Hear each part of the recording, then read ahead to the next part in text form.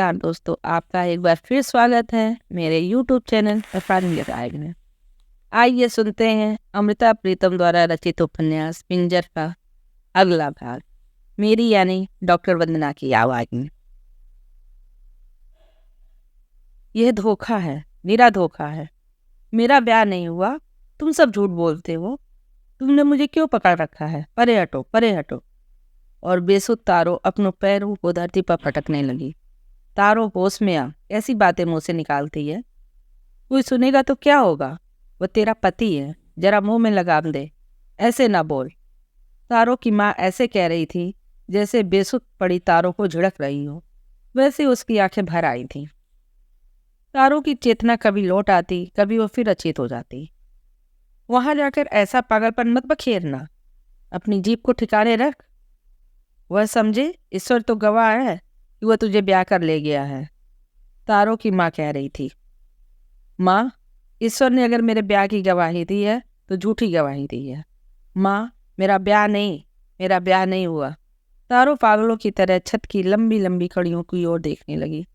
पूरो तारो के चेहरे की ओर देख रही थी। तारो जो कि सब कुछ सोचने, सब कुछ कहने के बाद भी विवाह के इस महान असत्य से मुक्त न हो सकती थी, वरन उसकी उम्र के दिन बड़ी तेज गति से जीवन के सत्य असत्य के पीछे छोड़ते बहुत आगे जा रहे थे। गोधूली की बेला थी। पूरो हृदय पर बोझ लिए हुए उठ खड़ी हुई। उसका मन इस भरे पूरे संसार से एकाएक उचाट हो गया। पिछले कुछ दिनों से पूरो अपने घर की दीवारों में परच सी गई थी। रसीद की छोटी छोटी ठिठोलियों ने, घर के छोटे बड़े कामकाज ने और सबसे अधिक जावेद की तोतली बोली ने पूरो के उचाट मन को पतले पतले धागों से लपेट लिया था। उसका मन कुछ टिक सा गया था। जब तारों की बावली बातों ने जैसे पूरो के मन पर लिपटे कई धागों को तोड़ दिया, उसका मन विकल हो गया। रात को रोटी टुकड़ा करते समय उसे नमक मसाले का अंदाज भी भूल गया। दाल गुलभत्ता सी हो गई, रोटियां भी कच्ची पक्की सी रह गईं। आगे के दिनों में भी उसकी उदासीनता में कुछ अंतर न पड़ा। फिर न जाने उसने क्या क्या संकल्प धारण कर लिए। वह दिन में एक बार खाने लगी, वह रात रहते जाग उठती, ध्यान करती और घंटों अपनी आंखें और कान बंद किए रहती। संसार से उसका मन हटता जा रहा था। पूरों की नींद कम हो गई, खाना कम हो गया। धीरे धीरे उसने अपने लिए सूखे छानस में नमक डालकर केवल एक रोटी लेनी शुरू कर दी। उस रोटी में भी न घी चोपड़ती, न ही उसे दूध या दही के साथ खाती। उसी एक रोटी के सारे वह पूरा दिन काट लेती। कुछ ही दिनों में पूरों की आंखों के नीचे नीले नीले हल्के निशान पड़ गए। इधर कुछ दिनों से रसीद भी पूरों का मन बहलाने में व्यस्त हो गया। रोजो अनियम व्रत को लेकर वह हंसी ठिठोली करता, पूरों के मन को पलटने की कोशिश करता। प्यार भी पहले से अधिक करने लगा था, पर रसीद के सारे जतन विफल हो रहे थे। अब रसीद का दिल बुझने लगा था। दिन दिन उतरता हुआ पूरों का चेहरा रसीद से देखा न जाता था। उसके घर में वीरानगी ने अपने पैर जमा दिए थे। रसीद के चेहरे पर भी एक वेदना, एक मौन दिख पड़ने लगा था। दोनों घर की, समाज की, शरीर की दीवारों में घिरे हुए थे और दोनों के बीच जैसे अब एक दीवार खड़ी हो गई थी। पूरों के यहाँ एक भैंस थी। वह नियम से दूध जमाती, दही निखड़ती। सदी रसीद के खेतों में काम करने वाले जब पशुओं के लिए चारा लेकर आते तो पूरो उनको और उनके बच्चों को गिलास भर भर कर लस्सी देती। ऊपर से मक्खन के पेड़े भी डाल देती। घर के चूल्हे में आग जलती जरूर थी, पर घर की बोलचाल पर और जिंदगी की हरियाली पर तो कोहरा जम गया था। जावेद पर भी अपने उदास माता पिता की परछाई उतर रही थी। पूरो उसके सारे काम नियम से करती थी और रसीद उसे दिल से प्यार करता था। फिर भी घर में अंधेरा गिर गया। एक रात सोते सोते रसीद को ज्वर हो आया, बदन जलने लगा। सवेरे जब पूरो ने रसीद के माथे पर हाथ रखा, देखा तो रसीद के बहुत तेज बुखार था। गांव के हकीम की दवा दारू हुई, ज्वर आते दिन हो गए।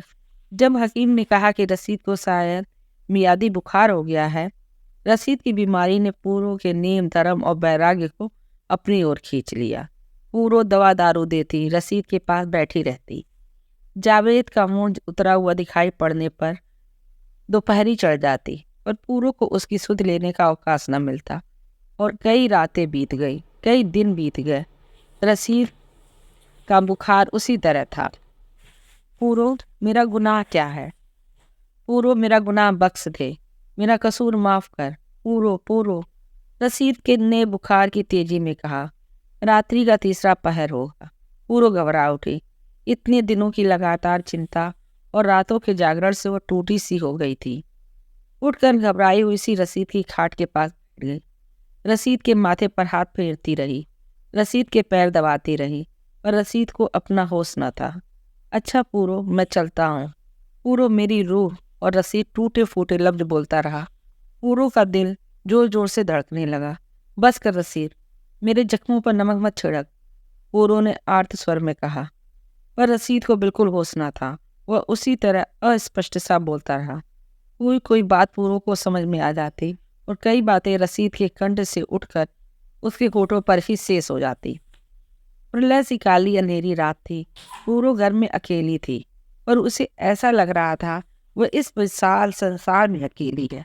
रसीद के सिवा उसका कोई न था। पूरो ने रसीद के माथे पर घड़े के ठंडे पानी से भिगो भिगो कर पट्टियां रखी। माथा चूल्हे की ईंट की तरह गर्म था। वह पट्टियां भिगोती रही। कटोरे का पानी मिनटों में ही एक गाढ़ा सा बन गया। पूरो ने पानी बदला। इसकी आंखों से आंसू ढुलक ढुलक कर रसीद के माथे पर गिरते रहे। सवेरे पौ फटने तक न जाने पानी की ठंडक से या आंसुओं के गीलेपन से रसीद का ज्वर उतर गया। उसका शरीर धुल गया था।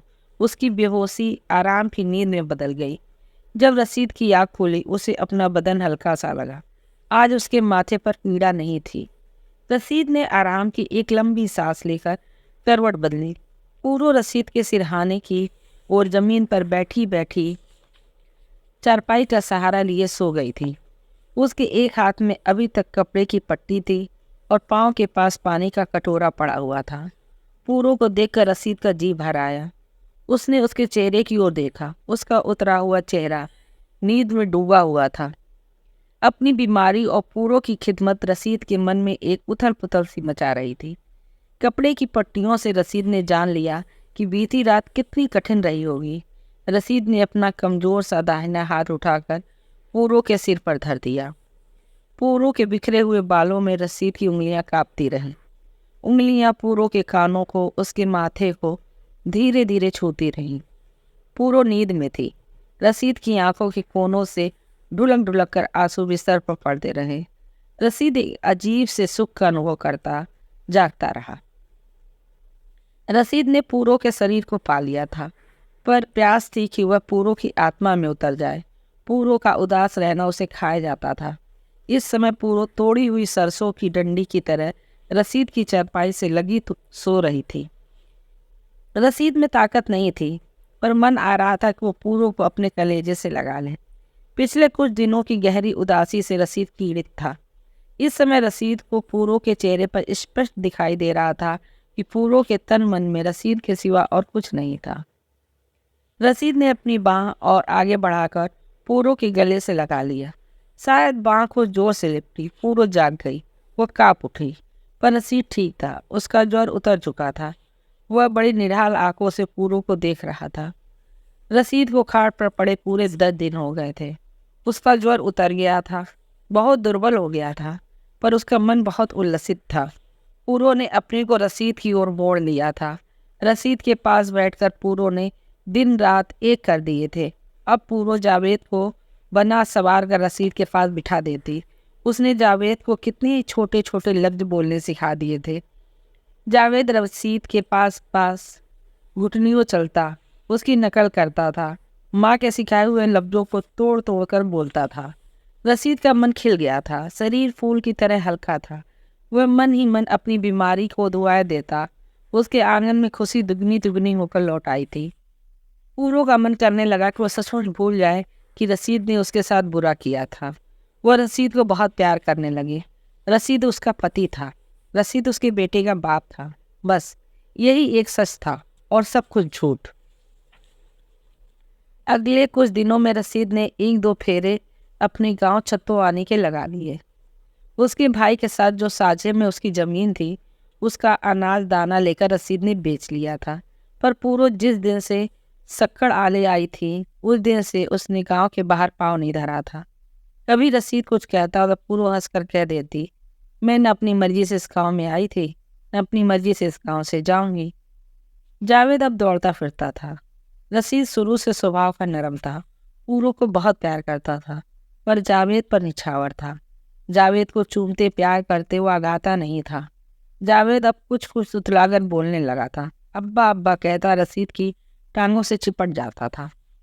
पूरे चूल्हे की चिकनी मिट्टी से पोतती तो जावेद दौड़ा दौड़ा आता, गीली मिट्टी को थपकने लगता। पूरों के बने हुए चूल्हे को बिगाड़ जाता। पूरो लस्सी में नमक मिलाकर पीने लगती तो जावेद हल्दी और मिर्चें उसके लस्सी के कटोरे में डाल देता। जावेद किवाड़ों के पीछे छुप जाता था। रसीद उसे ढूंढता रहता। जावेद की इन छोटी छोटी किरनाओं से, उसकी हसीयत से रसीद मकई के दाने की बात खिलता रहता था। एक दिन एक स्त्री घुघू घोड़े गलियों में बेचती फिर रही थी। जावेद ने मिट्टी के छोटे छोटे खिलौनों को और सरकंडे के झुंझुनों को देख लिया। लगा पूरो का पल्ला खींचने।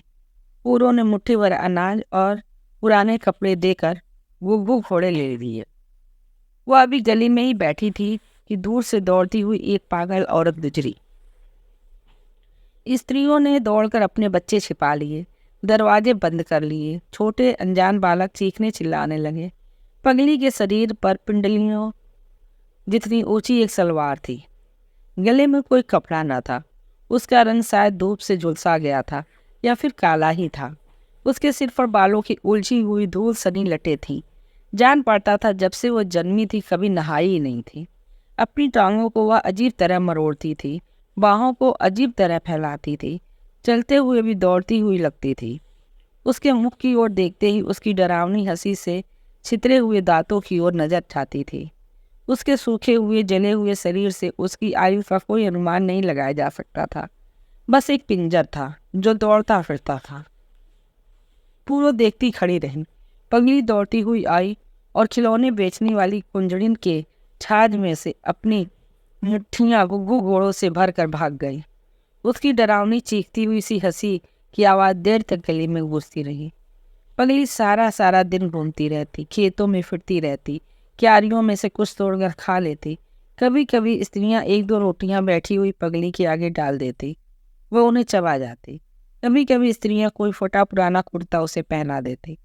पगली खिलखिलाकर हंसती, कुर्ता पहने रहती, फिर उसके बटन तोड़ डालती, फिर किसी दिन कुर्ते को दांतों से फाड़ देती।